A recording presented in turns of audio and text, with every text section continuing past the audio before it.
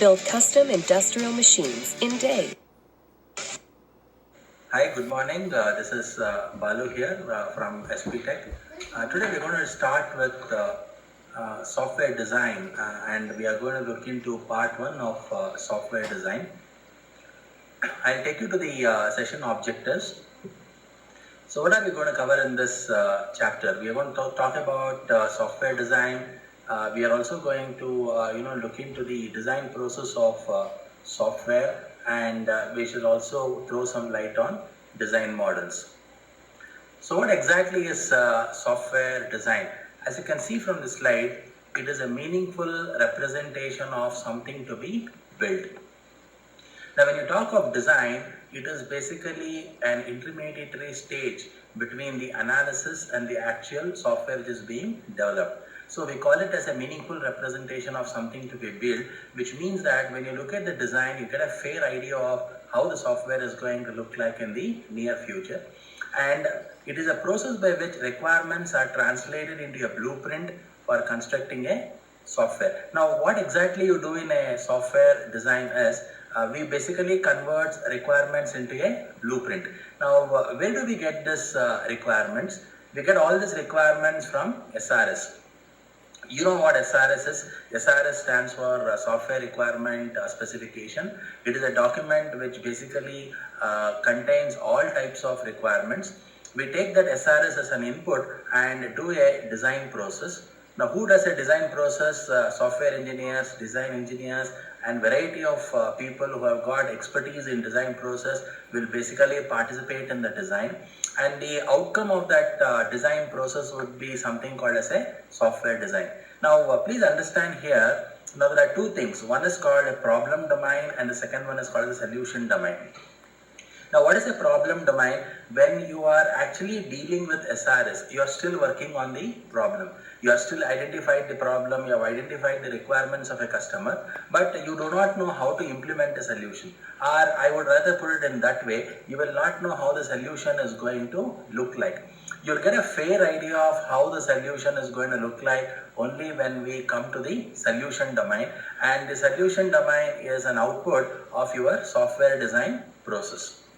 Now, therefore, we can see that this software design can also work as a blueprint which gives us an holistic view of a software. So what do you mean by a holistic view of a software? It gives me a picture of how my software is going to look like, and always remember that software design is still on the drawing board, which means that it is actually put on a drawing board actually means that it is not still in a working model, it is on a drawing board, which means it has to be implemented as a working model in the further stages. Now what exactly we do in the software design process? Now just have a look at this particular diagram.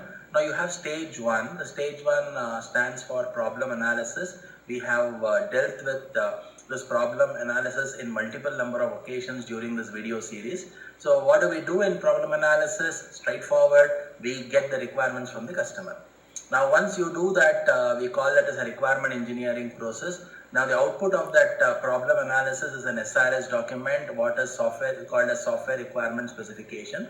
Then from there we get into the design. Now the outcome of that design is basically a design document. Now one thing we have to understand here is the design process involves two things. We call it as diversification and convergence. Now we will understand what exactly you mean by diversification and convergence. Now why are you basically doing a design? We are actually doing a design to solve a problem.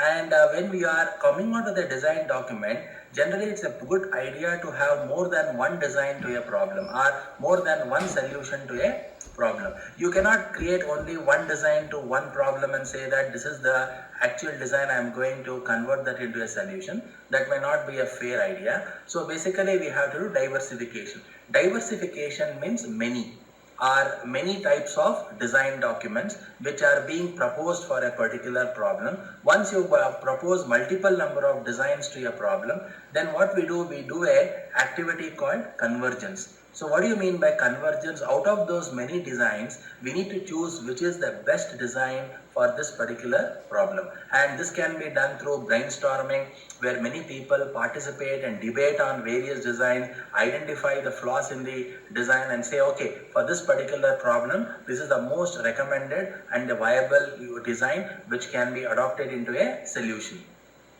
Now, outcome of that design are design models which could involve block diagrams, which could involve data flow diagrams, which could involve system architecture, which could involve interface and components. More on this, what exactly are block diagrams and how do you work with them, we can see that in the future sessions in my video series. Now, what you do in design is basically you come out with a design model, and the design model is an outcome of this diversification and convergence process. Okay, now once you have identified a design and you have vetted the design and you have come to a conclusion that yes, this is the design which I am going to actually implement into a software product or a solution, then you have to adhere that design to the quality metrics. Check out whether the design complies with the quality policy of your organization or the quality process which you are following within the organization. Then from there, you just head on into the development. Now, what is the development? Development is where you have software engineers pulling in.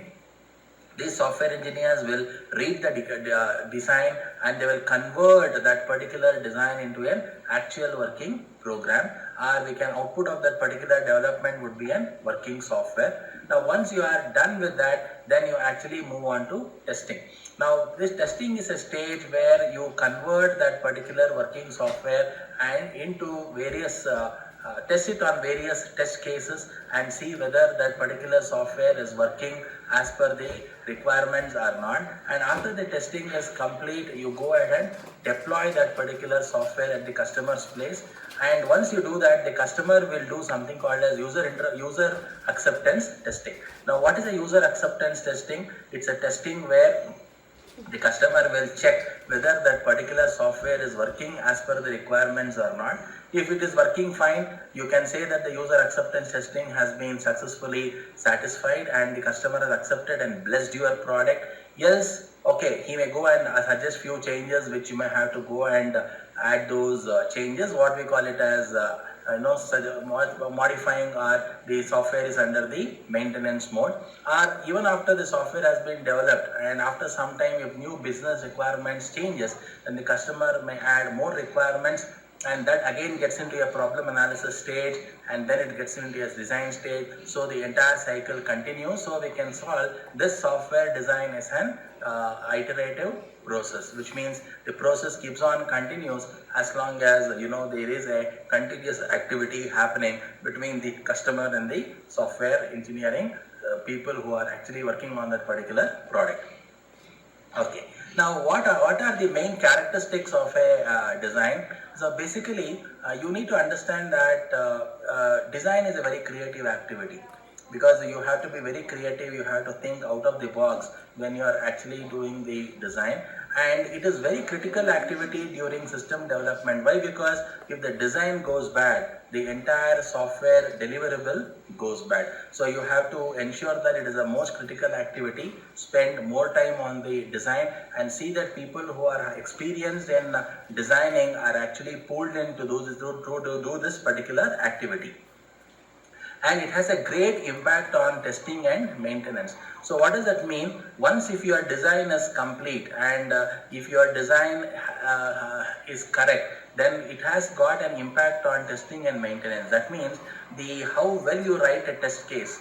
Okay, it depends upon how well you have actually designed that particular software. That means it will basically have a methodology. The design has a methodology which has an indirect influence on testing and maintenance. You know that maintenance basically means changes in requirements. So when the requirements changes, probably you may have to go back to the design and make some changes in the design as well. Therefore, if your design is really good, any small changes here and there, you should be able to incorporate those changes in the design without causing much effect on the overall design of that particular software, and maintenance should become an easier task. And design document forms a reference for later phases. Of course, yes, That is because once your design is complete, we use the design for coding, we use the design for testing, we use the design for maintenance, we even use the design for configuration management, where we are going to change the business requirement or any requirements given by the customer. So design document becomes a reference for later phases. Now I have proposed and shown you one design model here. So what exactly is a design model? The design model basically tells me what are the different levels of design. So the initial design, what you have is called as a data design. So the outcome of the data design is a data structure. So what is the data structure? The data structure could be your arrays, it could be your database structure itself, where you have tables and you have other elements of the database. Now, how did you get this data structure? You got this data structure from entity relationship model, which came from the analysis stage. We will talk about this in my future session. I will just talk about and explain you how exactly the data design is accomplished. Then you have an architectural design. Architectural design basically shows relationship among structural elements. So what are structural elements? Structural elements could be the various subsystems of your software. For example, you are designing an ATM machine. The ATM machine has got multiple subsystems. You have a card reader as one subsystem. You have a printer as another subsystem.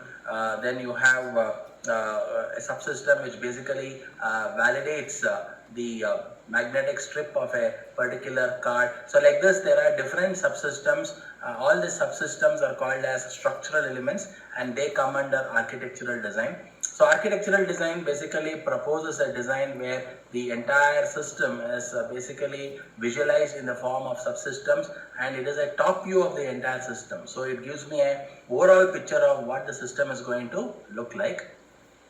Then you have an interface design. Interface design talks about human-computer interaction, like how the customer or how an end user will basically interact with the system. What are the various screens is going to access? If there are any hardware interfaces, how an hardware interface with the software? What are the kinds of interaction happens between the user and the hardware, and hardware with the software? So all these things comes under interface design.